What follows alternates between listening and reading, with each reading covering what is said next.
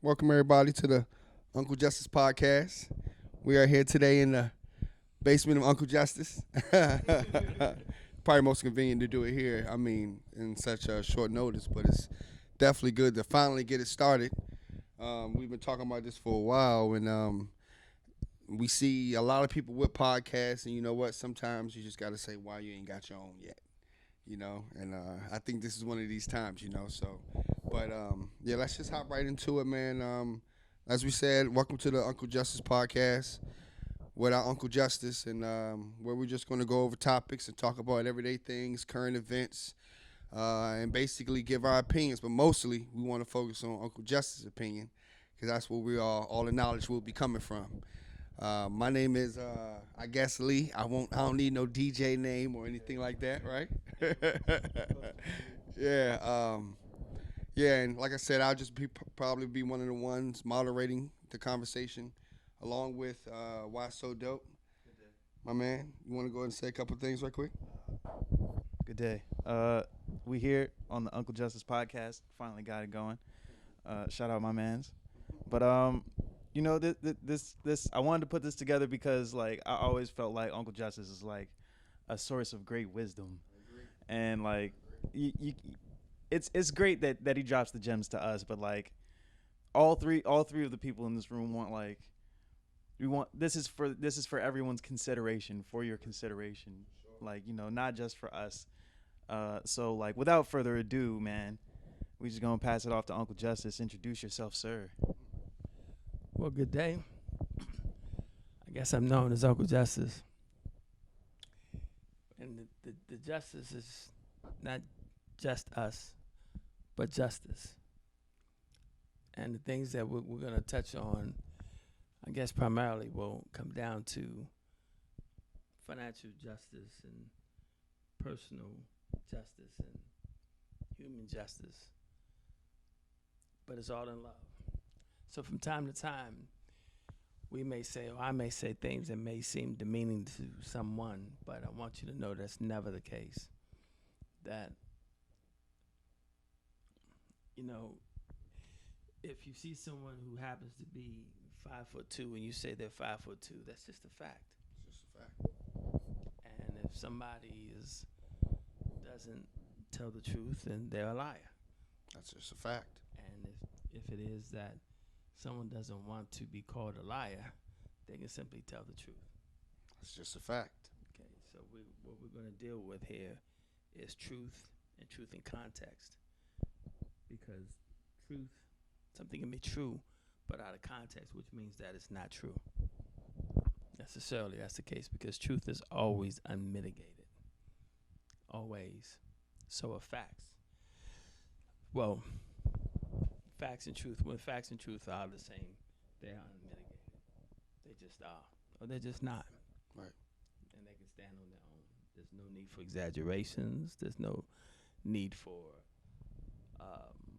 the ignoring a particular consideration so that you can maintain a particular notion. Just the basic facts. Facts. Just facts. Facts. And you can do the wrong that you want to do by just calling it wrong. That's right. And say you don't care. But there's no need to pretend that what you're doing that is wrong is right by pretending that the facts are what they're not. Because very often people can't tell. And I don't know. I think I'm like a lot of people. I can't stand bullies, and there's a lot of bullies out there. It's real. A lot of bullies. A lot of people who don't believe the nonsense that they're telling folk. They know folk can't tell that what they're saying is nonsense. And they take advantage of the people who support them. So when you say folk, do you mean society? Is that a Folk, guess people in society, not in Society. society, but society isn't a human, right?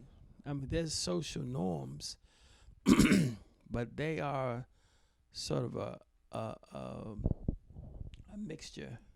They're sort of a mixture of different folks' views that result in a social norm, but the notion that society is a individual, it's sort of like saying the Democrats or Republicans or the AKAs. You know, it's as if the AKAs organization has a mind, right? Companies don't have minds. Democratic parties don't have mind. Republican parties don't have mind. They don't do anything. Individuals do things. Those concepts, those are man-made constructs. They don't have personalities. They don't do anything. They'll never do anything. But even that's one of the things I'm talking about, that I'm thinking about anyway, that's so frustrating for me to hear. For when people to say Democrats XYZ, Republicans XYZ, and then look back in history and say the Democrats did this and the Republicans did that. I mean, but that's the name of the game, though, right? But that's the name of the dumbing people down and hopefully hoping they will never wake up, never think. I mean, just test that notion. Yeah, keeping it vague. Test that notion. Test that notion. Find any legislation that you support, anything that you ever supported. Take the end of slavery, for example. Look down the ledger. See if it was all Republicans or all Democrats. See it. And if it was not all of one or all of the other, then neither can claim it. I mean, isn't that just true? Right. I mean, honestly, that's just true, right? Okay, so when it's like whatever football teams played yesterday, okay, there was one side and the other, right? One side was only trying to win on their side, right? So if the Steelers played yesterday and if they won and they played the Bengals didn't help them, okay? Right? Exactly. Only the Steelers won and only the Bengals lost. The Steelers didn't lose some and the Bengals lose some, right? If the sides are just the sides, then they are. Right. But in the history of this country, you've never seen that, not a day ever. So how is it that you can convince 300 million people that the Democrats are this and the Republicans are that? It's just not true. Democrat and Republican are not, I repeat, they are not political philosophies, and they never were. They're just not. So what are they? They're meeting places. A place where the I guess similar minds can meet. That's not necessarily, because see, even to say that similar minds can, well, let me change that. Similar minds can meet, but similar minds don't. It's not a must. If you've ever joined a political party, look down the list and say, see if there was any standard. Did they say, do you believe in abortion? If you believe in abortion, then you may be a Democrat, and if you do not, then you may not. There is no standard. None. There is no qualifying factors to join a political party. Political parties are just political parties. They're meeting places. And there is no requirement for you to have any political perspective to meet in that place. Is it fair to say they were supposed to only be meeting places and they turned into something else, something more? No, they never turned. People, sociopaths who trust humans to never think, because so many never do. And again, that's back to what I was saying about 5'2". It's just true. How is it that so many, and proof of that is this, how many, if you're listening to this, ask yourself, do you believe that you know where someone stands because they're a Democrat or Republican? And if you believe it, and if you believe that, then you have not thought about it. And if you thought about it and you came to that conclusion, if you came to that conclusion, it's because you never studied it. You never investigated it, because it's not true and it never was true. Every day of your life, there's been absolute evidence that what you believe is not true, and you've never seen a day when it was true. It's just not true. Now, from the top down, it's not true. But from people's perspectives, it's something they believe to be true. So what do you do about the people who just don't want to think? I want someone to think for me. There are those out there. Well, that's very common, in fact. It's very common. Okay. I don't think there is. What do we do? That depends on what we want. Okay. As I said, everything's a means to an end. or supposed to kind of it's supposed to be means to an end, but I think humans or the way society it makes that very difficult to do. No, no. What I'm saying is that if you say, what do we do about folk who don't think or don't want to think? I say it depends on what we want to happen in the end. If we want them to think, then we have to. I think that we have to set a priority for thinking in the first place. For example, here's this. I'm a terrible speller. Okay, and typically people who spell well spot that when I write something. I got you. Okay, so when they apparently at some point in their life, someone says, "Look, this is the way you form this word, faith." You put an I in there. I don't know why. Okay, what would it say if you didn't put the I in there? Okay, all right. So if you spell things phonetically, for example, someone said, "No, we're not going to spell phonetically." Well, let me change that. Our language comes from lots of different languages, and those words were created, and they brought that spelling with them. So I do get that. I get that. But what I'm saying is that they had a choice. They could say, we're going to keep that sound, but we're not going to take that spelling. Okay, because it makes things difficult.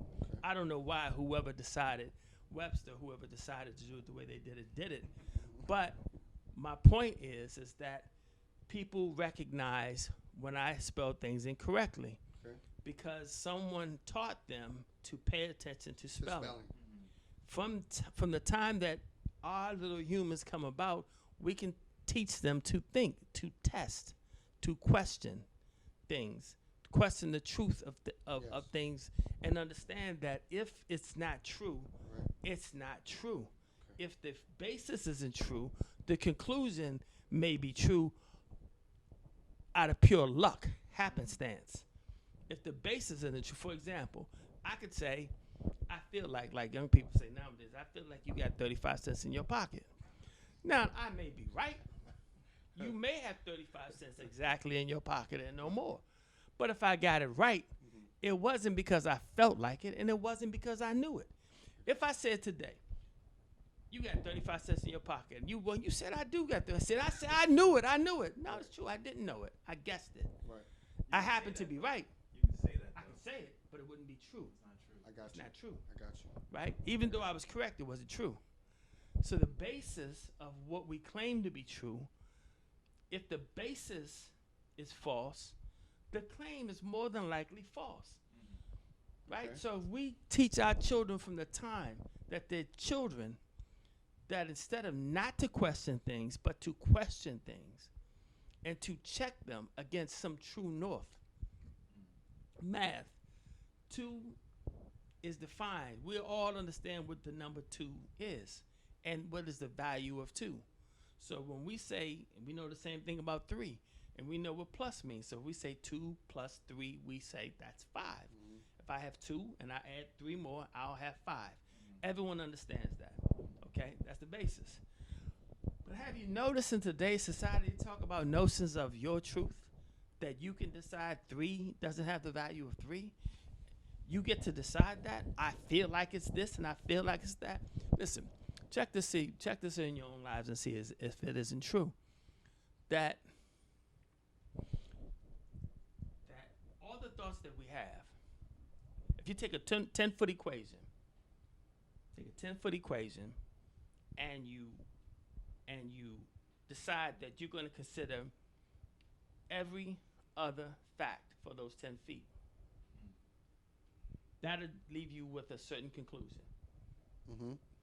If you check out the first 2 feet of that equation, you could draw another conclusion. And if you can decide which one of those facts in that equation you're going to consider, for example, you could say, well, this is my conclusion. Fact number 7 supports that notion. I'm going to ignore all the rest of them. Everything else, because it doesn't. Because it doesn't fit my truth. Exactly. Right? Yeah. See, that's not thinking. Yeah. That's deciding. And so much of what we see is folk deciding and claiming that because I decided it, that is true because you decided it. And not only that, feel disrespected because you don't agree. Right. How could you agree? I mean, honestly, if you're the person in the room, who's actually thinking, how do you agree with the person that's not? See, But the person that's not thinking can agree with you if they would just think, right? Because it requires literally, I have to be a mind reader in order to get to where you are. Okay? Oh, I have to suspend my intelligence in order to get to where you are, unless you're going to consider all the facts and I'm going to consider all the facts.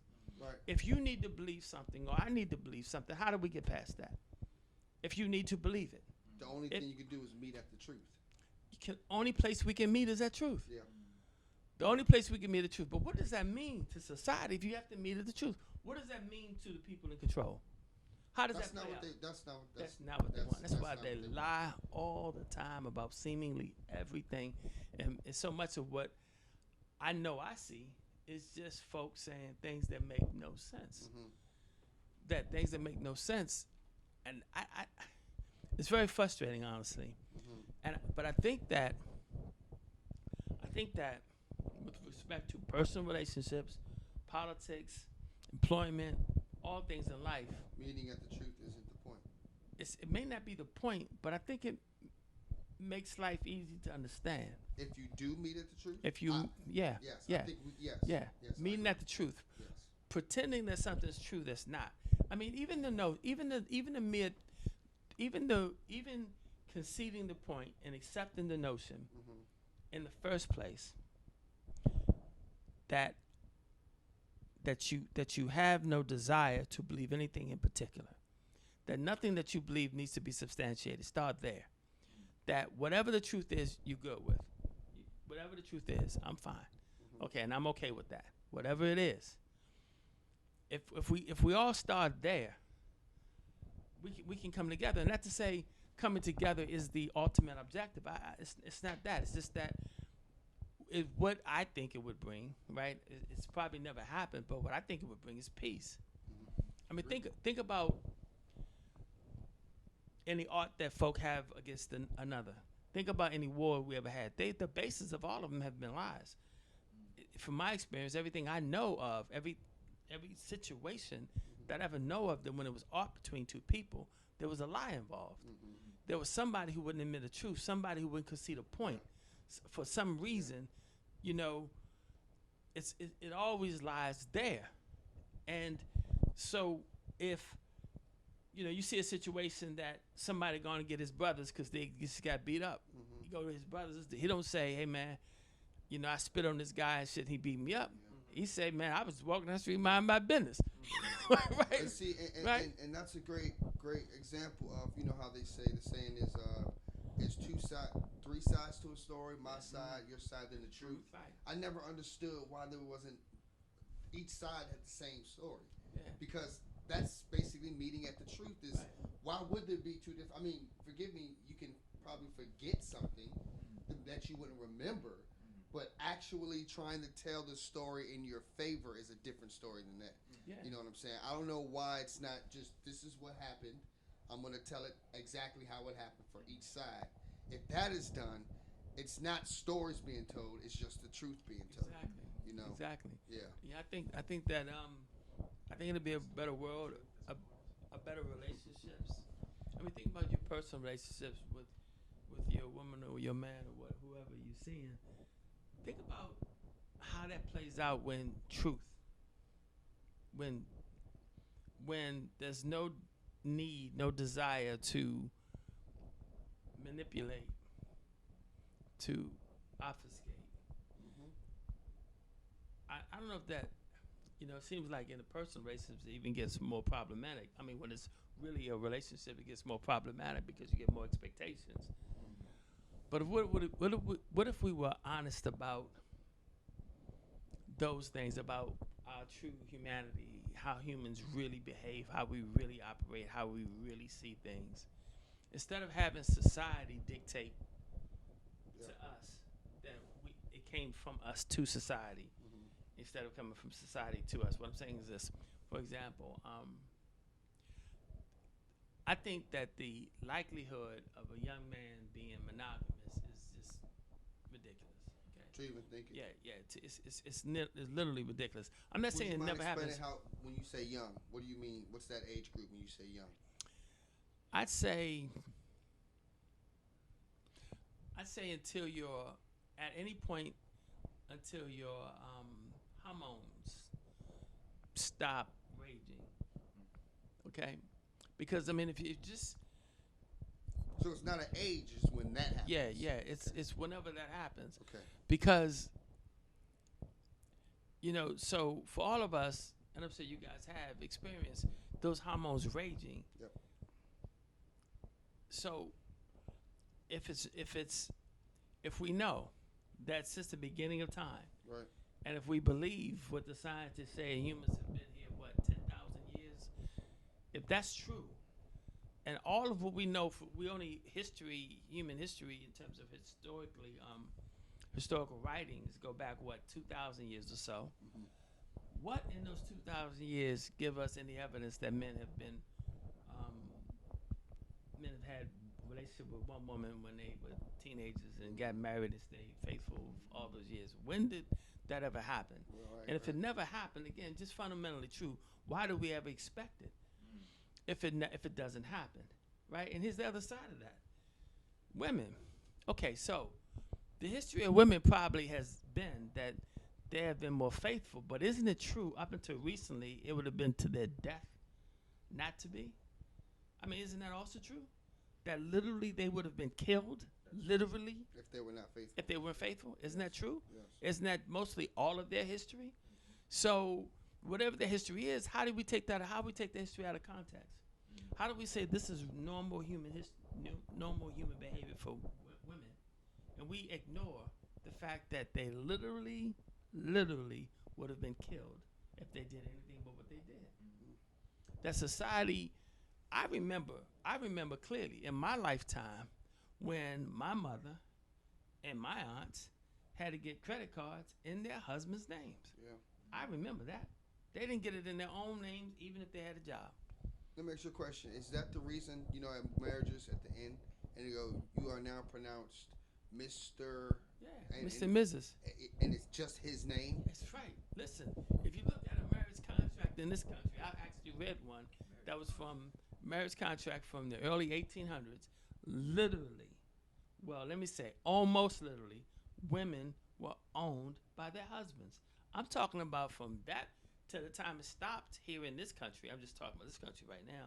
From that time, whenever that was, back to the beginning of human history, as far as back as we know, wives belonged to their husband like their horses and their cows and their pigs and their cars and their ink pens. They were their properties, truly their properties. That's just a fact. It just is. It just is. And it's still a fact today in other countries that they belong to their husbands. It's just a fact. I just don't understand why that, why that's the way. That's because man ran shit, and that's what people do. That's what humans do. That is, I mean, think about it, man. When you consider how humans behave, When we get power, we don't know what to do with unchecked. it. When we're unchecked, just think about unchecked power, right? Yeah. Any human with unchecked power. Unchecked power. I Unchecked like power. that. What I like happens, that. right? If there's no way for women to check that at the time, and then there was just common belief that you couldn't go back. You can't go back in history and tell a man, that's wrong. Is that human nature? That's human. I mean, listen, this is what I truly believe this too. I believe all things that humans do is human behavior. All of It it. has to be. All It's, of what it. is it? Alien All behavior? of it. Yeah, Yeah, it has to exactly. be It's that all way. human behavior. Yeah. It's all. Yeah. All of what you've seen in history, all of it, the good, the bad, the ugly, it's all human behavior. In my opinion, the notion that it's black, white, European, African, anything, that's utter nonsense. I agree with That's that. I absolute agree with that. garbage. I That's agree with absolute trash. I agree with That you can't convince anybody who's objective of that nonsense Mhm. that race is even a real. It's a real thing in that it's a man-made construct that has put into effect and it actually applies. Mhm. But the notion that there's some inherent behaviors based on race, I think is utter garbage. Utter garbage. Mhm. Utter garbage. But so, in my opinion, I think, or let's say I think, not just in my opinion, but I think it's obvious that all behaviors are human behaviors, and all of those none of those behaviors are new. everything that we've seen humans have done before, and unchecked, humans would do anything they've done before, right? So I think it was perfectly natural for men to dominate women and to essentially make them their servants because they could. And have no doubt, if women could make men their servants, they would have done it too. They would have done it too. I mean, it's human nature. Yeah, That's it's just what definitely we do, just- and we're justified with any kind of nonsense we can come up with. You know, they'll say, you know, well, listen, what if it was like this? What if imagine this for a moment. There was a society where women were the same size and strength as men. Okay, same size and strength as men, all the way from the start. And then, but on average, if you see a 3-year-old little boy and a 3-year-old little girl, you're gonna see a 3-year-old little boy eating dirt and a 3-year-old little girl reading a book. That's just true. Have you seen them? You see this? That it's just their natures. They're not. They don't jump around as much. Their maturity will look like it looks like a higher level of maturity because it looks like a higher level of self-control. That's what it may look like to you, although the difference may be one has more male hormone, which makes them behave differently than the female. But I'm saying the way it may play out is because she's not jumping off the building or jumping off thing to thing, that she's more mature. Because when he gets older and more mature, he won't do it either, right? But anyway, they say, well, look, apparently women are smarter than men because look at them when they're 3. Look at how they start. Okay, well, I'm not saying that would be right. I'm saying that someone would state that as a reason, a cause. So from this point forward, women are going to be in control. And when we justify this forever is look at them when they're 3, right? Do you see what I'm saying? That would be the basis. You can imagine that if somebody is born in 1757 here in the United States, no, not 1757, 1787 here in the United States, they could easily say, you know, I can understand why blacks are slaves because, I mean, think about them, they stink. When you ever seen a black person that stink? They all stink. And look at their hair, nappy as hell. All their hair is nappy as hell, right? But you don't consider they don't get to take a shower. They don't get to bathe. Right. Because their lives don't belong to them, right? And if their lives belong to them, maybe they comb their hair, right? Right, but if you don't consider that fact, you see what I'm saying? Yeah. Right. Yeah. So it's They like missed that. Right. Totally missed that part. Right. You could totally miss the part. You could justify it by simply not looking at the facts that you're ignoring. Right. By simply not doing that. Right. So I think that Fire.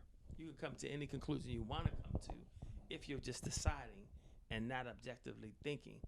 But I think the people could live to be 95 years old and have literally never objectively thought about anything once, ever in their life. And I Never wonder once. about that all the time, Yep. you know? Yep. I wonder Never. about that all the time. Like, Yep. man, like how many people are like willfully using their free will and which ones are just basically just giving it away? Training is enough. Yeah. Using your training literally is enough. You could just use your training and literally become president. You can. You can. You can become a 4-star general in the military. Yeah. You can have great success just using your training. Never once, ever thinking. Ever thinking. Yeah. You could. Isn't that amazing? Yeah. They do that all for you. Yeah. You know, just and you will get in very high positions and just let them tell you what to do when you Yeah. good. Just you good. You good. Because the reality is as a business owner, I can tell you what you really want folk to do is do what you tell them to do. And the way they move up in your organization is you trust them to do what you tell them to do. Right. Right? I mean, that's just a fact. Right. I mean, you look at any place. I thought of something interesting. When I was younger, I was I was a car salesman, and I also sold insurance. So I got on both sides of it. I was around people selling cars, and I saw who the best car salesmen were, and then I got on the other side of it. And I went to a lot of different dealerships, so I knew lots of different car salesmen. And it occurred to me one day, man, that these guys who were terrible car salesmen, moving up in management, And be perfectly honest with you, be honest with you, this was in a predominantly black county where predominantly the people who were selling the cars and buying the cars were black. But there was some white guys too. And typically, the white guys were, I never saw one that was a good car salesman. Honestly, I'm not saying that none of them were. I'm just saying I never saw one of them sell a lot of cars. Never. But they would always be the managers. Always. So, honestly, I just thought it was racism. I did. I said, now how is it that the same guys always become the managers? When the guy, the way I thought about it, because I was young at the time, I was thinking, man, this guy right here sells 20 cars a month, and he never becomes a manager. This guy could sell 2, couldn't even feed his family. Next thing you know, he's a GM after he's been around for a lot of years. And I realized that there was a different game going on between these things. Now, racism, I believe, had some part in it, but another major component of it was trust. Was trust, because from the perspective of the business owner needed someone they can trust to leave in the store. Trust them to do nothing fancy, just follow the rules, and just watch the house. But also do it as if they were there, as if exactly. it was the person. Follow the rules. So the boss wrote the rules down. Yep. I need you to watch the house, right? You need to be essentially the farmer, the caretaker, the overseer, whatever. Yep. So they didn't require them to have any talent in car sales. They didn't have to, because if there was any novel ideas, that would come from the people who sell cars, people who know how to sell cars, right? So we need that's a different position. We need people that can convince people to do things, and I need somebody else to watch the house. Yep. Okay. So it occurred to me that it was a different thing that had to do with trust, and that if these guys who were selling all the cars wanted to become managers, what they needed to do is become trusted. Yes. Okay, trust it. Now get this. Now here's sort of a confusing thing, because in their business, their job was to be a little slick, which means you can't be trusted. Right? I mean, think about it, right? Can't do both, right? Yeah. So if you got game, right? You got game, got to get the gab, can put people to sleep, can sell a lot of cars. If you ain't really the guy I really want watching the house, right? Right? Because now you got a little game. Maybe you gaming me. You a little slick. Maybe you know, right?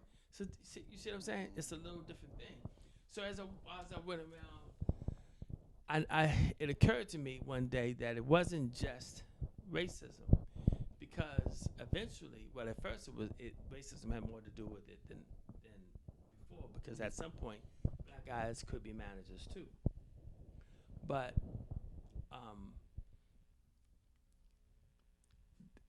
what had to happen was the opportunity had to present itself, and then what they had to understand that it was about trust, right?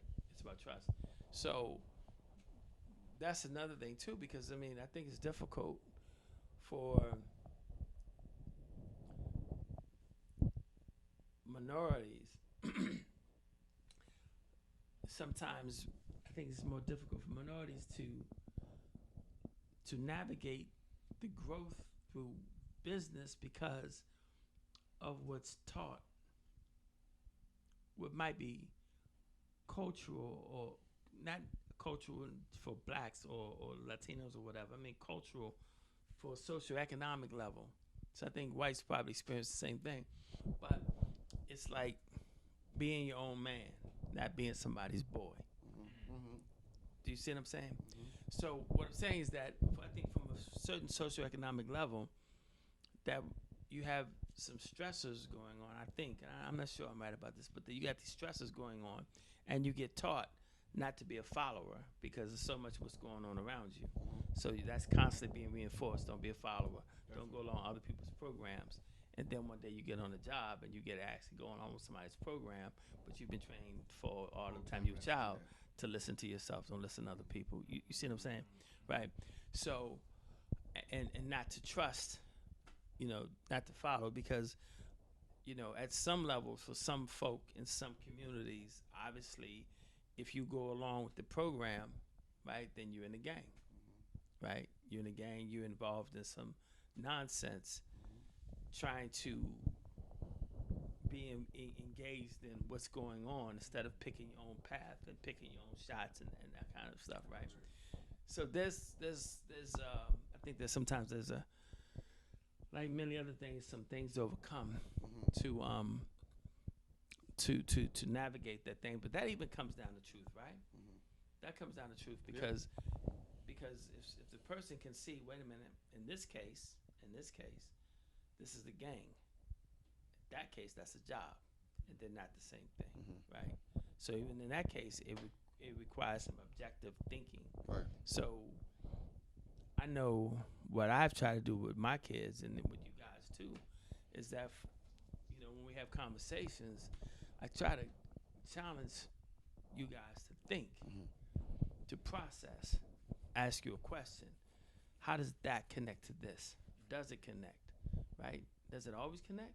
Or does it connect this time? And why this time? Why not last time? Right. Because those nuanced thoughts, they make a difference in determining how you see. I agree. I totally agree. As I think, about it in other situations, if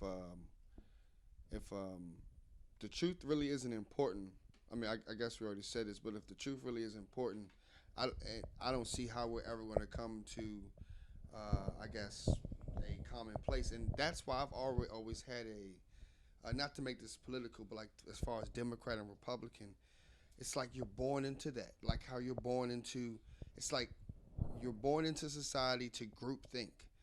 When you go to school, and then what is your parents probably telling you to go to college? So it's like in certain ways, group thinking is necessary, but then in other ways, it's really not. You know what I'm saying? So define group think. Group thinking is Democrat. I'm a Democrat. So since I'm a Democrat, I am not, basically how it will be, how it's perceived to me at least. I'm not even allowed to say anything good about a Republican. And then I'm a Republican, and I'm not even allowed to say anything good about a Democrat. Group thinking. Group thinking is also that I believe most Americans have their kid and they tell them to go to school. So as it works there for going to school or trying to get them to be someone of society, it works. But with politics and things of that nature, the same mindset does not work. So, and your point is about group think. Does that group think is a bad thing? Oh, I'm sorry, I should have said that. I believe it is something that should be used in one place, but can't be used everywhere. Okay. That's more or less. I can't say it's bad because, like I said, it works in that's fair. one set, but in a whole entire other thing, it does not work. You see what I'm saying? I mean, you think about what's going on in the world today, and I think that's really what it comes down to is positions. People say, I am this, therefore I'm standing on this, and like as if it's wrong to change your mind in some instances, I guess. Yeah, I think that the whole notion of changing your mind is evidence of someone being wishy-washy. It's so anti-intellectual. It's insane. You said to not change your mind. To not change your mind. I mean, what kind of damn fool won't change their mind? I mean, that's to say that no matter what new facts come about, I maintain my position. Yes. Why would I want to conserve any notion, unless the truth is something abhorrent to me? And why would the truth ever be abhorrent to me? I think that has something to do with I think we were talking about that earlier. People being confronted with the truth and just sticking with it because of whatever. Like, because I remember you saying this person, like, they're influenced by their environment, right? That means who they grew up around, who raised them, who they believe to be trustworthy and with integrity. These people that have made an impact on them and created them for who they are now. If you give them facts, truths, 100%, like, I'm not trying to ruin your life or nothing like that. I'm giving you this information for your, for your benefit. But this information that you're giving them is contrary to like the basis of their belief, this incomplete truth that they've been given, like the foundation of who they are is now being challenged by these facts that are 100% true that you cannot fight. So like, what do you do with that? I think at that point you're faced with a decision, and it's whether or not you can handle the truth, change your mind, which is difficult for people because of, ego and stuff like that. You don't want to let go of who you believe you are. But yeah, you're faced with that choice of, do I change who I am for the sake of this being the truth? Really it's for your benefit, but you're not thinking about it like that in that moment. You're being challenged. You're uncomfortable. And I think in order to become comfortable, to get back into that comfort zone, people go back into their holes or their pigeonholes and say, nah, this is my truth. I'm sticking to it. And I think that that's bullshit. I don't subscribe to that. I don't have anything I believe in that strongly where somebody gives me like facts. And I'm like, no, fuck what you talking about. Like, I don't believe in that line of thought. But there are really people who will really do that and say, like, it's obvious. Really. Yeah, it's crazy. You see it every day. It's really disappointing too, that no matter what you present, it's that cognitive dissonance. It's that thing, man. I mean, I don't understand it honestly, because even when, let's take here's a controversial notion. I'm not going to take a position on it because my position on it doesn't matter. It just makes a point. What if someone said this?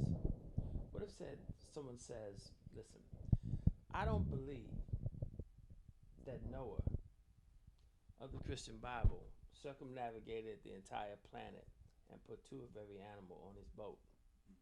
And then the entire planet was flooded for a period of time. And then he went and dropped them all off after that.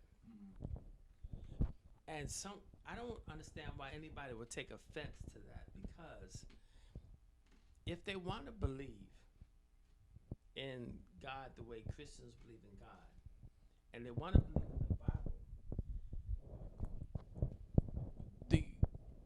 whether the story is a fallacy or whether it actually happened shouldn't be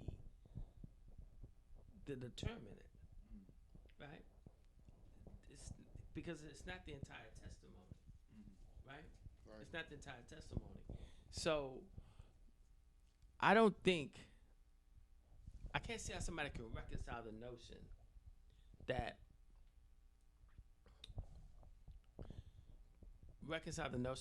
a story that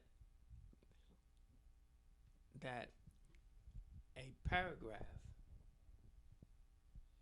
makes the story not true, unless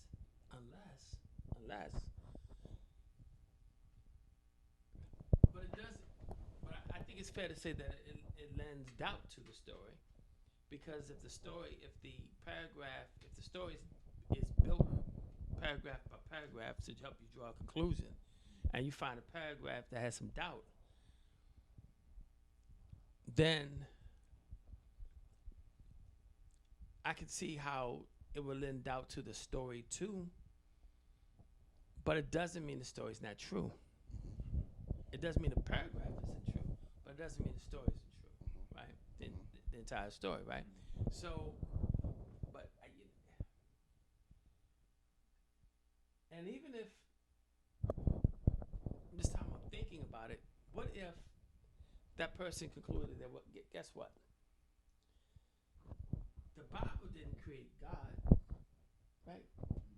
I mean, if God was here since the beginning of time, and time began before 2,000 years ago, then God is here whether the Bible is true or not, right?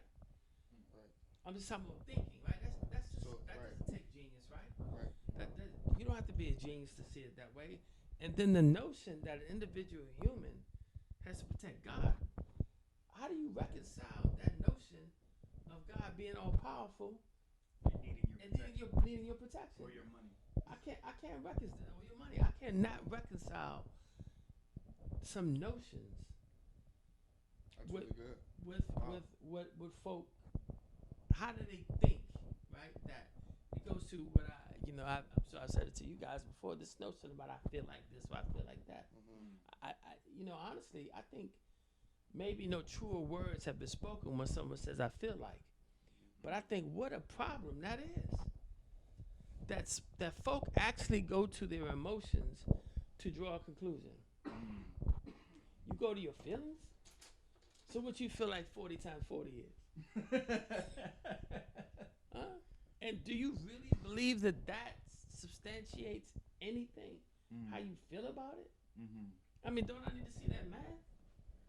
That's true. You feel like it? That's true. That's true. I You feel like it's definitely the most like oh my God. subjective of any opinion. Like It's absurd. It brings things to absurdity. Or how about this one? Some people say, everybody says. The hell does that mean? it's not true in the first place. Or people come to me all the time and say, and that substantiates what? Or the polls say. Or we got a random poll saying 90% of the people in the country believe this is true. Okay, listen, if your goal was just to find out what 90% of the people believe, that's valid. But if you're trying to find the truth, what damn difference does that make at all? Make your case. I actually saw a guy post, I'm not exaggerating. Yesterday morning, I saw a guy post that some individual guy who lives in this country who has an IQ of 200, and he claimed that this guy's the smartest person on the planet, says that he knows that Trump's election, there was election fraud in the election. And he says, well, this guy said it, so it must be fraud. And I'm like, He believes it because he's his IQ. because the guy's IQ. So I'm thinking, okay, so what does IQ measure? Somebody's ability to, somebody's cognitive ability, right? Ability. I'm actually not even sure. Right, that's what it's supposed to measure. Somebody's a cognitive ability. It doesn't measure whether somebody's a lying son of a bitch. What if he lying? I mean, that's what some. And not only that, but how do we even know that guy said what's written on that page? If the guy said it, the fact that the guy can learn, does that mean he learned or could learn this time? He knows at all. How do we connect those dots at all? I mean, then I read some of the article, and the guy never said why he came to that conclusion.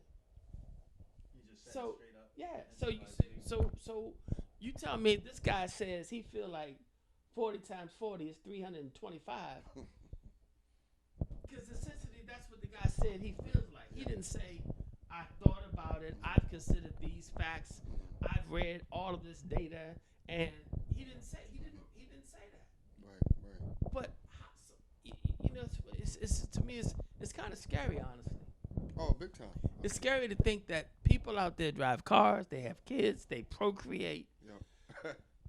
and they vote, and with that mind, that does not think ever and does not know it's not thinking.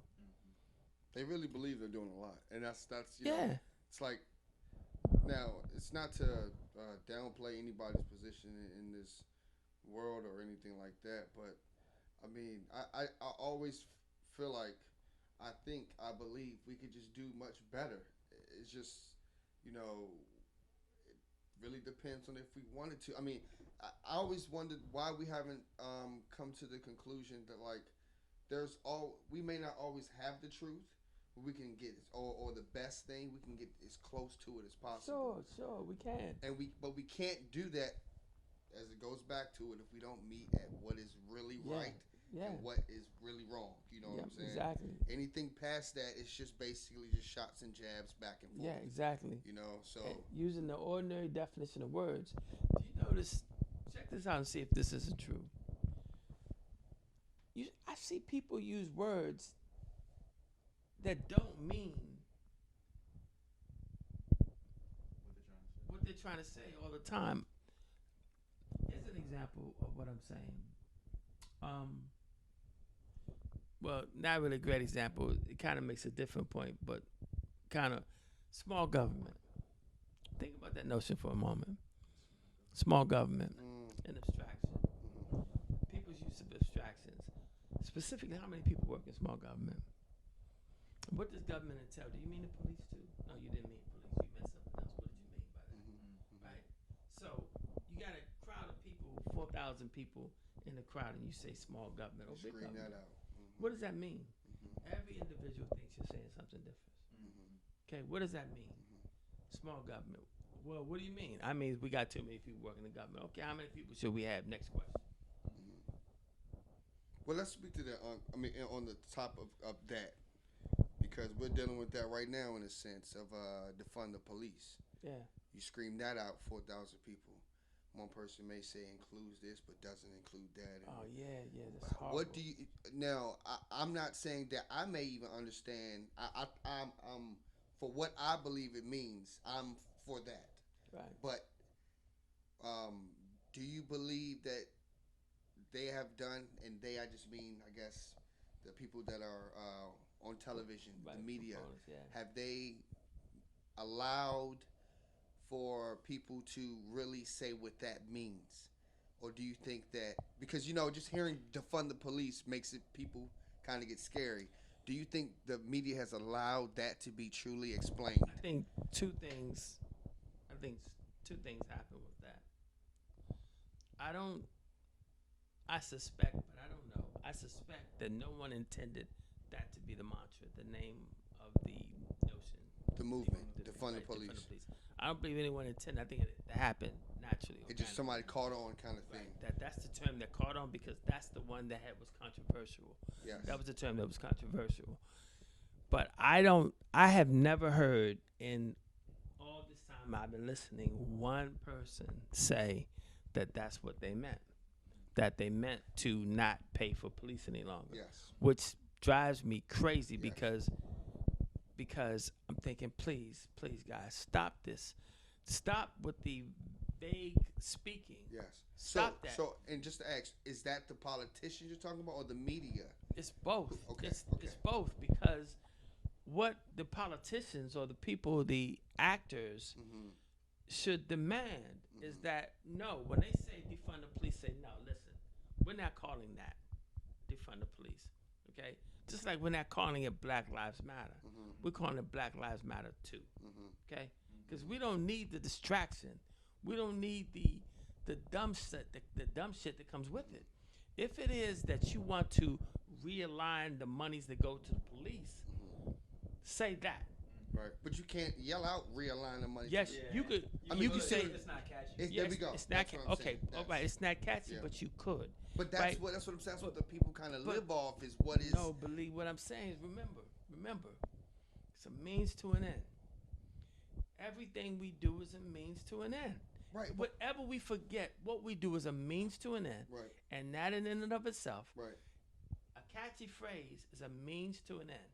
Right. It is not an end in of itself. And when the catchy phrase is what we're going for, we got that, but we didn't get what we were trying to get from the phrase. But isn't that what happens every time when when it's a presidential race? They come out, kiss the babies. They go to Philly to eat the Philly cheesesteak. Yes. All this stuff. We, and then get into the office. We started there, right? Remember, we started this conversation, right, where you're talking about now. Yes. About how we do shit wrong, and we keep doing it. That's the way we've been doing it. Over and over and over again. So we need to stop that. So maybe that's the way it's been done, but now we need to keep it 100. Right. Right? Because keeping it 100 will make the change that we need. Right. Right? Because Right. listen, man, listen. But listen. who likes change? So sorry to interrupt your thought. Yeah. But isn't that another thing? People are always against something until it's in their favor. Okay. Change is good until it hurts me. Well, okay, that's but kind of out of context. Okay. There's some truth in that, but in this context, listen, Black Lives Matter makes a better example. So let me use that instead of defund police. Okay. Imagine they said Black Lives Matter 2. 2. What does that shut down? That draws attention to the point they're trying to make in the first place. Yes. And it shuts up the stupid. Right. It shuts up the people's imaginations. Right.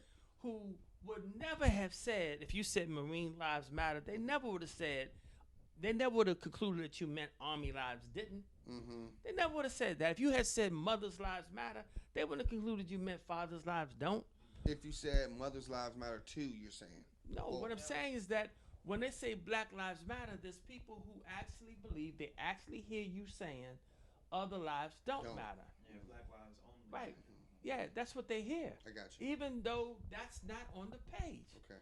You Right, ask them. right. People really call Black Lives Matter a terrorist Actually, organization. Isn't that actually, crazy? Shit is crazy. that's You know what I mean? crazy. Is that Isn't that crazy? wild? And then I've challenged people, please point to the person somebody from Black Lives Matter killed. Name somebody shot, murdered, kidnapped. Name somebody. Name somebody. Well, I can't name anybody. Okay, then how? How do you call them terrorists? And this is what I'm talking about, using the ordinary definition of words. How do you call them a terrorist? How'd you look that word up and call that terrorist? You can't look that word up and call it terrorist, right? First of all, the fact that you're afraid doesn't mean someone terrorized you unless they did something to terrorize you, right? Now, it may be true that you're terrorized, but it's different to say that they terrorized you because they never even threatened you. And specifically, I don't know how many people I've asked this question because not one of them could have answered. Specifically, name the thing that the Black Lives Matter organization asked for that's a negative effect on you. Specifically, name it. It's just the fact that they're asking. But here's the thing: if you're terrorized, you think you need to take action. You apparently think it's going to affect you somehow. How specifically? And my point is that there is no connection to that dot. Right. It is that reaction is simply knee jerk. It's trained in them. Yes. It's knee jerk, but it is baseless. It's without a basis in fact. It's not based on what these folk have done to bring about that. It's based on your training, based on what you see, you project upon these people, not anything they've actually done. Right? So since you're projecting it, if you don't like it, turn off the damn projection. Look at what's there. Let truth and facts matter. Yeah.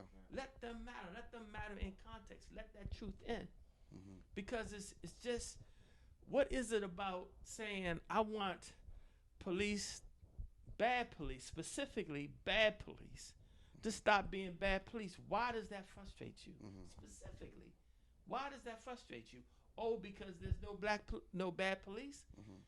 How can you have looked at what you saw and you don't see bad police and think that you're projecting good where there's obvious bad? Why don't you see that you're the problem? Why don't you see that the problem is there's no truth in your position?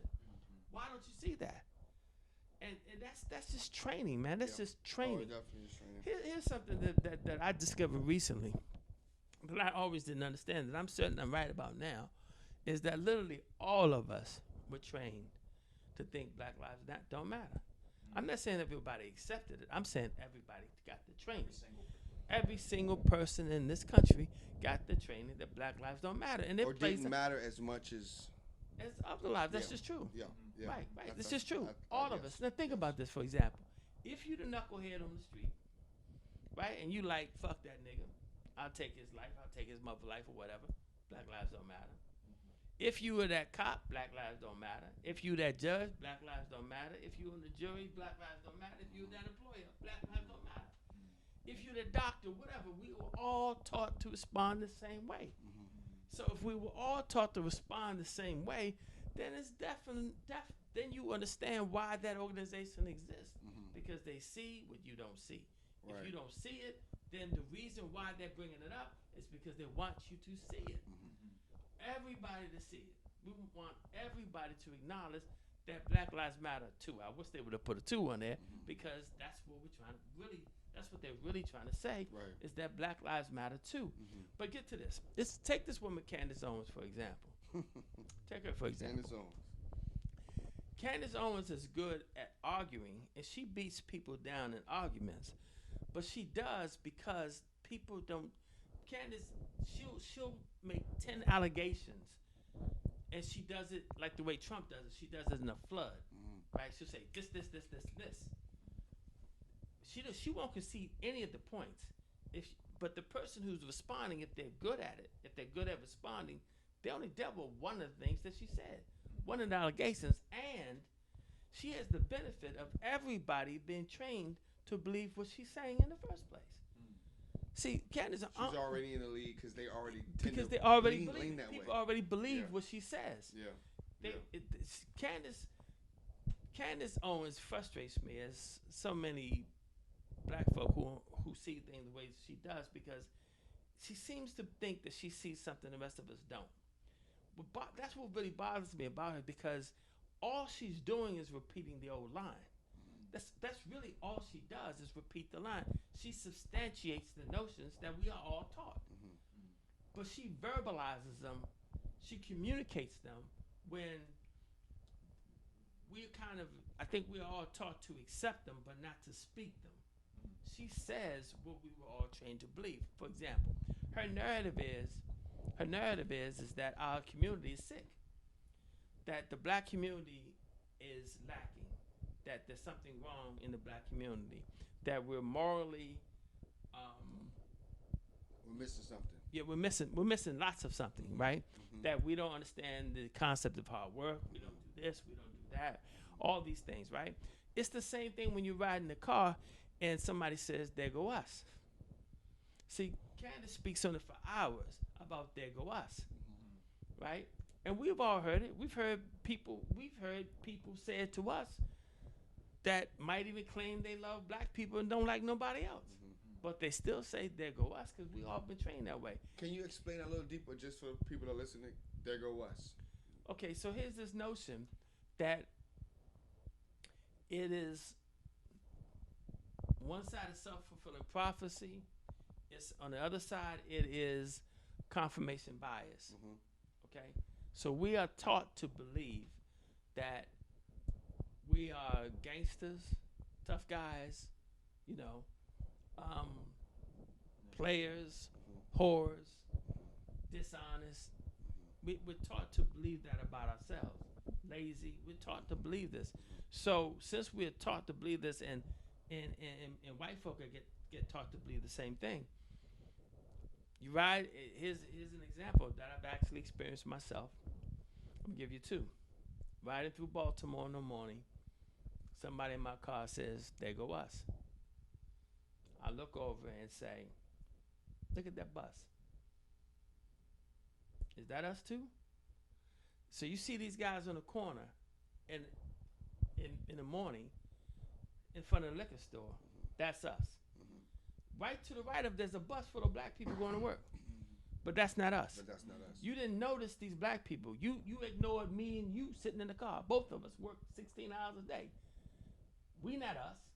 They not us. You look over there and you say, "There go us." And that's a black person looking at other black people. Other black people that are probably not doing something they believe that with a person that's judging that they should be doing. What name? Just think about this for a moment, man. Name a group of people in this country that's known for the least of them. Name another group. Only us are known for the least of us. The behaviors of the least of us. Even though most of us don't exhibit those behaviors, right, we've always been known by the least of us. Always. Forever in this country. Right. How the hell is that? How the hell is it that we're sitting in this car, you're looking at a bus, us and them outnumber the ones on the corner, right, but they are us and they're not. They're the ones that That's you pay what attention Candace constantly talks about, the guys on the corner. Instead of the people going to work. Except the ones on the work. These notions that she talks about really us good. is like our culture is sick, and it's sick because this. Wait a minute, stop. Wait a minute, hold it for. First of all, you when you say we and us, who the hell are you talking about specifically? You talking about your mother, your father, your grandparents? How the hell if there's 10 of y'all and none of you fit? I mean, if on average that's who we are, how is it that on average it's not in your family? What is that? Whose family? Who do you know? Candace, tell the truth, right? When's the last time your ass was anywhere near the projects, talk to anybody? Tell the truth, right? Never, right? So the reality is that what you're repeating is the stupid shit that guy repeated to you. You're good at speaking it. She sounds articulate. She can speaking it. Yeah. But what she says is one fallacy after the other. These notions that she says are true are just not true, because if they are true, you could substantiate that by pointing to the facts. Right. Here's an example. Here's an example. Automatic response. If I say to somebody, this happened many times before. If I say to somebody, more white folk on welfare than black people. Yeah, but a higher level of black people on welfare than whites. Automatic response, even from a black person. Yep. But so what does that mean, though? What does that mean? Do you see what I'm saying? Because when you state the fact, what does the fact mean? Because when you state the fact doesn't mean anything. We attribute meaning to it. So what meaning are you attributing to that fact? Right. What you attribute to that fact is that more black people are lazy. Disproportionately, black people are lazy. Why? Because if you're on welfare, it must mean you're lazy. Is that premise true? Absolutely. But is the premise true? It's not true, right? So the fact that there's more white people on welfare than black people doesn't prove that it's true. Exactly. And you see what I'm saying? Exactly. So even the retort that there's more white people on it than black people, that doesn't tell us anything about the nature of the people on welfare. Right. Right? It doesn't tell us anything. Right. But when that argument, the way the argument is presented, right? The way that Candace has that argument with people, right? You have two people who believe the same shit arguing, right? Right? That both people in that debate with Candace believe what Candace believes in the first place. They just got a different tilt on it. Yes. But what she believes is nonsense at its core. Mm-hmm. It's false in the first place. The premise is false. Because, I mean, honestly, think about this for a moment. Okay, so how do we reconcile these notions? How do you reconcile the notion that Congress has always been controlled by white folks? Always, always. So has the Senate. Always. Never a time, not one day in this country ever when the Senate wasn't controlled by white folks. Right? And I don't mean a different kind of people. I just mean literally people who are European, right? Ancestry. But they're just humans, okay? And they have regular human behavior. Right? I'm not talking about they're bad people. They're just people. But they're still white people, and that's the way they see themselves. Now, we know that you can pass no law. None. There was never a time you could pass law without the House and the Senate. Never could, right? Mm-hmm. Never without Congress and the Senate, right? Or without Congress. Can't pass a law. You can't make a law. You can't pass a law. There's a notion out there that has been taught since I was a child that government protects black people and makes black people weak. It protects black people, makes us weak because they're protecting us. They protect us and they make us weak. That's what it is. That's what they do. They make you not have to get up and pull yourself up by your bootstraps. Right. That's what they do. That's what they've done for us. That's what we got taught. Mm-hmm. Reconcile that for a moment. Think about that. Just play that out for a moment. And talk about what black people ever got in this country. Just point to any particular thing and name something that white people didn't get 20 years before at least. Mm-hmm. Anything. Name anything. Now, if welfare was created for white people, but black people are the face of it. Okay, how is that? So, let's play this out for a moment. How is it that white folk has gotten every good thing from the government, but when black people get it, it's supposed to have made black people white, but it don't weak, but it don't make white people weak. Mm-hmm. So, what does that say about black character? Right. Doesn't that mean that we're inferior people? I mean, doesn't it necessarily mean we're inferior? It just does. How could it not? If it is that you give this man water, and this man does without the water, you give this man water 20 years, this man gets water, and all of a sudden, he ain't interested in getting water for himself because you're giving it to him. This man, you keep giving his ass water, you giving him water today. Right. Mm-hmm. But nobody questions this man who's getting the water. Right. Nobody looks at him to see if he's weak or strong. Nobody even questions. It's not even a question how weak or strong he is. It's presumed that he's strong. Right. And he's been getting fed the water the whole time. Right.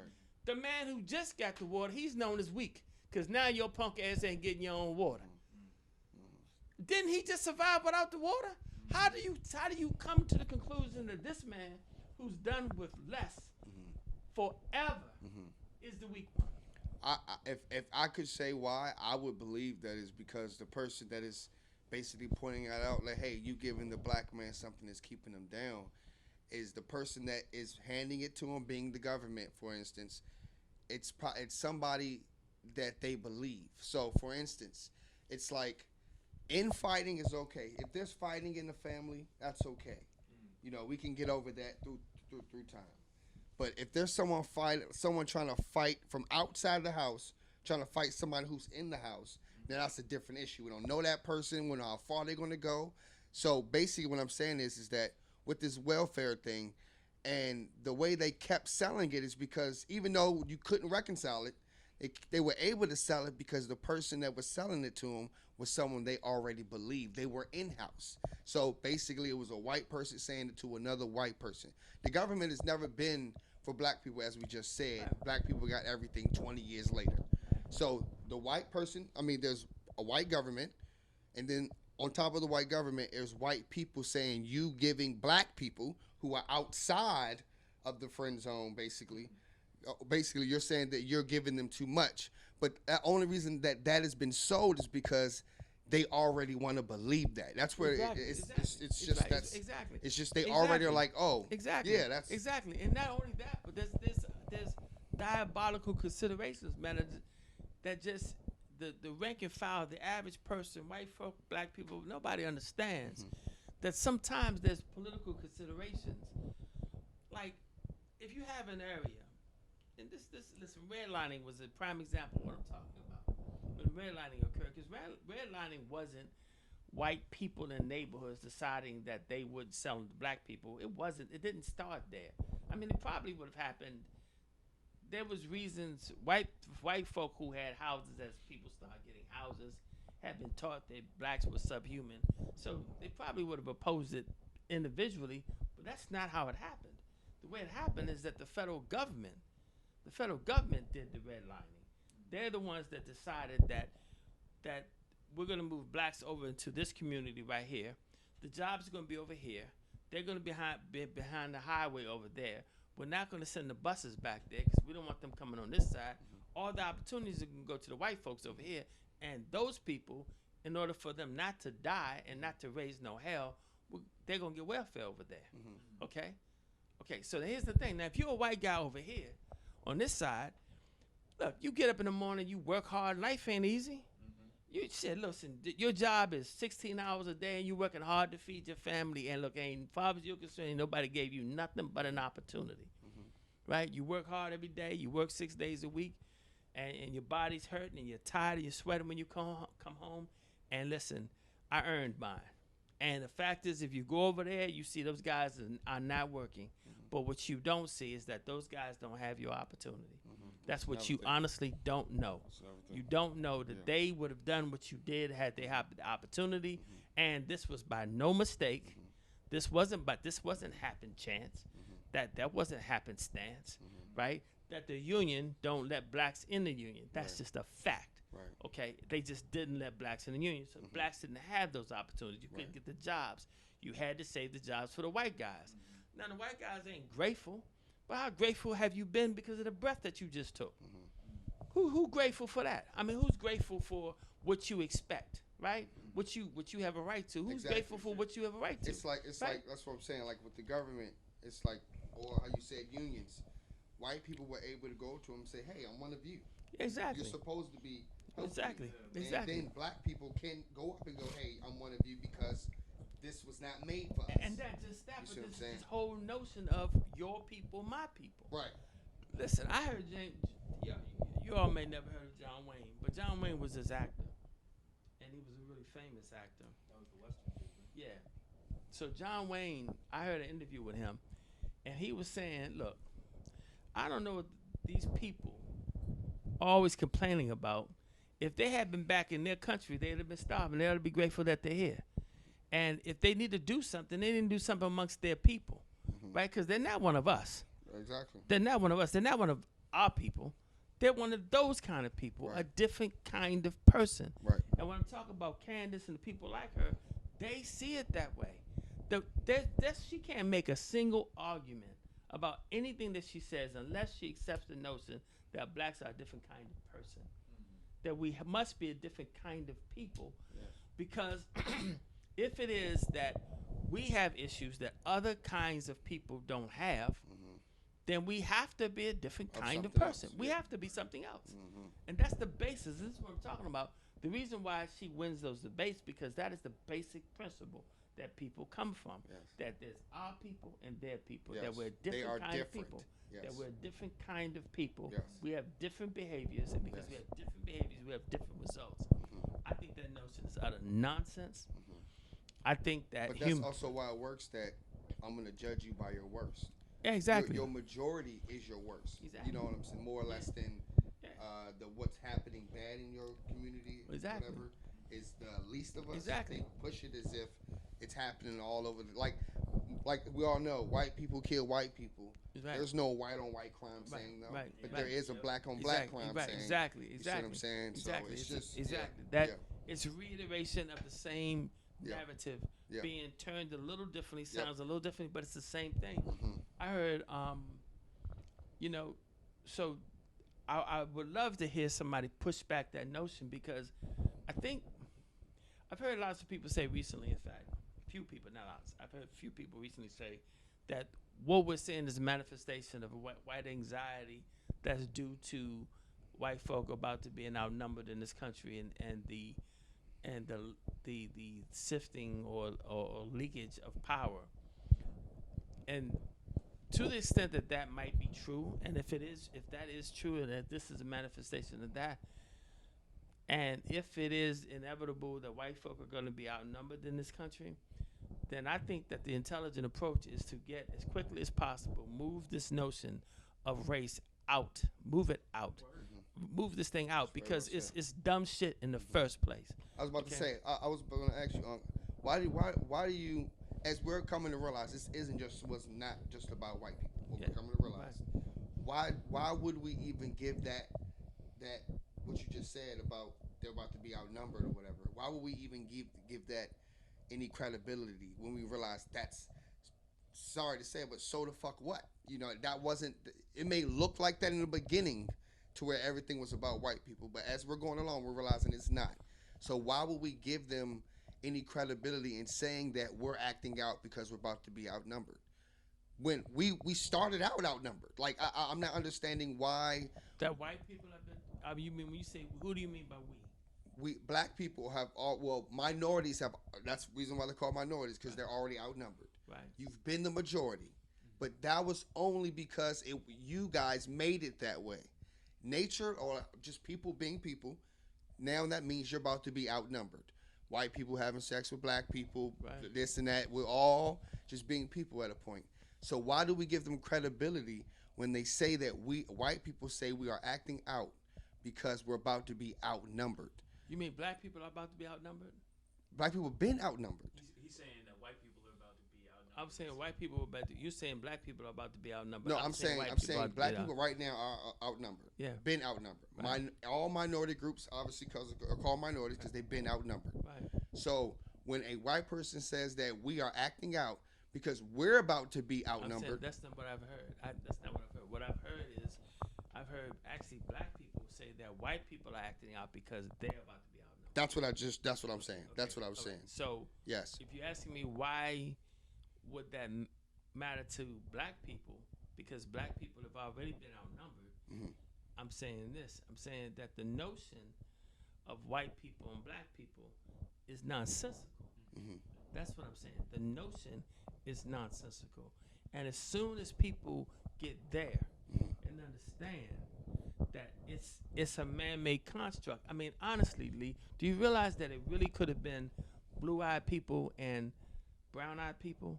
I mean, it was a construct. Really, people just created the notion Right. that people were a different kind of people based on their hue or their origins of their ancestors, when all of us are from Africa. Every human is. If a white person said to you, I freak out because white people are about to be outnumbered, what would be your response to that? I'd say You understand that? I would understand it, but it will make me think they're enlightened, honestly, because I think so many folk don't know that they have benefited because of their color. Like guys, men. I mean, how many men don't know that if hiring practices in society had been free for 200 years, that a lot of men would never have gotten the position they've gotten into, like most of the presidents, for example. Okay, right. So if it was fair, right, how many of them would acknowledge that? I mean, listen, not knocking Babe Ruth's ability to play ball. You ever heard of Babe Ruth? Not knocking his ability, but would we have ever heard of Babe Ruth if it was fair? If black people could play back then, probably not. Okay, do you see what I'm saying? It could happen, but I see what you're saying. Yeah, you see what I'm saying? The competition would be a lot. Right. Yes. So I'm not saying that black humans play baseball better. I don't mean that. Right. What I mean is that there were all these humans who did not have the opportunity to play. Didn't even have and the they opportunity. just they happen to be black. Right. I don't think black ball players play ball better. Right. Not if they do, it's not because they're black. Do you see what I'm saying? It's something else that maybe they played more because it was on the way out or whatever. There's other things, but it's nothing about being black that makes you a better ball player. Right. So it just plays out. I guess maybe my question is, why would you respect a white person saying, and maybe respect maybe too much of a word? Why would you respect the white person saying, I'm freaking out because we're going to be outnumbered one day? Why would you respect that as a minority? Because of this. Because it's 100. It's keeping it 100. It's honest. Right. I appreciate that. You can see, okay. It's honest and it's thoughtful. It's thoughtful in light of human behavior. Because let's face it, humans have bad behavior, right? Humans tend to click up. Humans tend to click up and to work against the interests of people who are not in their cliques. So are you saying that every community, black, Latino, would have loved to have that problem that white people have right now? Yes. To be on the numbers going down. Listen, to say otherwise, wouldn't it mean that race is actually a factor? I'm saying race isn't. Humans act like humans. Right? What white folk have done is the same thing any other humans would do in the exact same circumstance. I mean exact. Under the same pressures, under the exact same circumstances. It's the same thing. They're humans. They're just acting like humans. And the response to their behavior was also human. It's just humans acting like humans. Yeah. So, but we can update that behavior. Here's an example I'm talking about. I don't know it for sure, but I would venture to say that for most of humankind, most of human history, fathers have fucked their daughters. For most of human history. Until at some point, someone said, hey man, that's not cool. Right? At some point, society decided for whatever the reason that wasn't cool. And then they went through their cousins. And then that wasn't cool. Right? And that was just, 70 years ago. Yeah. Right? In this country, it still happens in other countries. So I'm saying there's a normal process of how things happen. But the fact that the notion has been debated and the notion has become abhorrent to lots of humans, including myself, means that we can change the way people see. Yeah. Once we acknowledge it, we can change the way people see or the way that they don't see. Right? We can decide. I believe it's absolutely possible for humans to educate, inform, enlighten other humans to see that humans are just humans, that there's nothing inherently good or bad or ugly or fat or whatever about humans that are born white or black or whatever. The humans are just humans. And I mean just humans. That they're capable of all shit that humans are capable, generally. Not the individuals. Some people are not capable of being murderers. But in general, yes. Humans are just humans. So these notions that we've been raised with, and that we have been trained to accept are just utter nonsense. I remember very clearly when I was 18 years old, I was in Georgetown, and a knee-jerk reaction was when I saw this man kiss this other man with a mustache, I made him stop. Seriously. I didn't mean to do it. I'm serious. I didn't say, oh, I got to stop this. I found myself breaking them up like they was fighting and asking them, what the fuck are you doing? That's disgusting. that was, to me, honestly, it was no different from seeing somebody rape a child. It was just disgusting. I could not believe you would do that, and you did that right in public. Okay, I'm honestly, okay, but that was my training. That wasn't me thinking. Yeah, that was my training. That was not me thinking. No, but so this is a notion that's put into my head that that's wrong, and I had accepted, embraced it. That, I thought it was something like otherworldly. I heard of gay people, but I didn't think they really did it. You know what I'm saying? Because I had never seen none of them do nothing. I just seen them men act like women. But it never connected the dots. Especially not in public. Yeah, and I heard about Culture them shock. actually touching each other, but I ain't never seen them do it. So that was my response. Probably by 10 years later, I understood that I was responding based on how I was taught to respond and the notions that I accepted. But when I tested those notions and thought them through, it didn't make any sense. Like, there was a notion, the conversation was kind of prevalent then, because it was all this stuff about down low and all this other stuff that people were talking about. Oprah Winfrey was very popular at the time, and and Phil Donahue. So these people were talking about these social changes. And it was the first time I ever considered if people are born gay or not. And I realized that, well, I don't know if anybody's born gay, because I wasn't. But I know I was born heterosexual. I know that because I've been liking that booty since I was a baby. I didn't know how to get it, right? But I didn't know how, you know what I'm saying? I didn't know how to get it. But I remember me kissing the television when Shirley Temple came on, right? So nobody said, Jeff, go kiss the television. And I know I had crushes on little girls in kindergarten and all that stuff. And I know that was not me thinking about it. No one said you ought to have a crush. I just had them. So I just thought about it for a moment and said, damn. And it was too early to say that was training. Yeah. That wasn't training. So I'm thinking, wow, so these boys liking boys like that, right? And, and I have a cousin, you all know who I'm talking about, who I remember when he's 2 or 3 years younger than me, and it was so obvious to me that he acted like a girl. We used to tease him about acting like a girl. So then I started connecting the dots, just looking for truth. I started reconciling with the things that I knew, right? Because when you're trying to come to a truth, you can only consider things that you know. So without prejudice, I just thought about truth, added them up, and it came up to people like what they like. People like what they like, and they're attracted to who they're attracted to. So then I have to think now, okay, so what is this person supposed to do if that's the way they're made? They're attracted to other guys, and that's his body, and how does that affect me when they get together? And I realized it doesn't affect me. It's not my business. And they're two grown consulting adults, and if they like each other, love each other, they just want to knock each other's boots. How does that affect me, and why does it affect me? And I realized it just doesn't. And then these notions about how it deteriorates society, I can't think of how it actually does it. I mean, I can see that it does, that it could in this respect, that if you said, here's a standard, and this standard is flawless, and to push back on the standard at all is defined as corrupting society, then you're right, if you define it that way. But if the definition is a little more magnanimous, right, to say that consulting adults can do what they want to do in their bedroom and with themselves,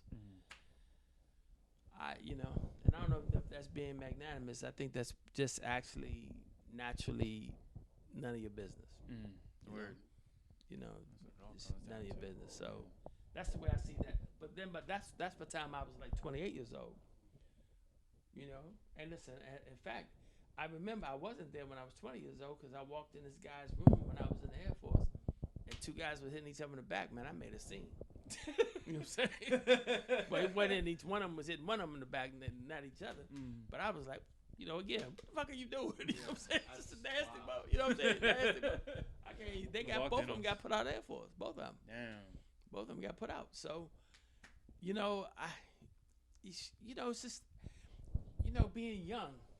Being young, you just don't know and not have processed, not having information to process, not being able to connect dots. So you project on the things what you were taught is good, bad, ugly, whatever. Mm-hmm. You're not receiving it. You're projecting it, Mm-hmm. and you think you're seeing, but actually you're projecting. Yes. So that's what that is. I think that's what that is anyway. But Damn, man. Well, I gotta say, damn, right on the 130 mark. I think that's a good place to put a cork in that for this episode of the podcast. This has been a fucking fire conversation. I cannot wait to listen to this back. Sure. But I'm gonna edit this up and send it to y'all because this has been great and I can't wait for the next one. But for now, I think we can put a cork in it, put a cap on it. This has been the Uncle Justus podcast. We gonna go around and outro ourselves. Mr. Host, why don't you do the honors of the first one? Well, I mean, I don't like to be called no host. We all in this together. You know what I'm saying? This is, the wise words from Uncle Justice. So that's what we're here for. But I appreciate all the listeners. Those who take the time to, just give this a listen. I think it's important to have opinions and to let them be heard in a honest way, but also in a truthful way. So, yeah, again, my name is Lee, and I appreciate you guys listening. Once again, this is why it's so dope. Producing the podcast, proud partner with my G's right here, my dogs. But yeah, man, we got plenty more content coming. Please keep your ear to the ground. Uncle Justus, fade us out. Well, thank you guys for listening. I'm an old man, and hopefully, I can offer you guys some thoughts that you would have come up with yourself eventually. Over time, if we're all learning and growing as we live, if we don't need to hold on to old notions, then and we all travel down the road of learning, we're all going to intersect at some point. So certainly, I'm no intellectual giant or anything like that. It's just that I'm old, and I've lived a long time, and I've seen a lot of things, and I've made a whole lot of mistakes. I've done so many dumb things. It's just I'm embarrassed. I'm embarrassed by all the many things that I've done, and the things that I've said, and things that I believed. At this point, I'm so what I like to do is just share some of my thoughts and ask you guys to try them on like they're a coat. If if they fit, wear them, and if you don't, if it doesn't, take it off. All good. Nobody's perfect, man. For sure. You can't be perfect. You can only get better. I think that's like Sure. that's what it is. But yeah, man, Uncle Justus podcast. We out. We out.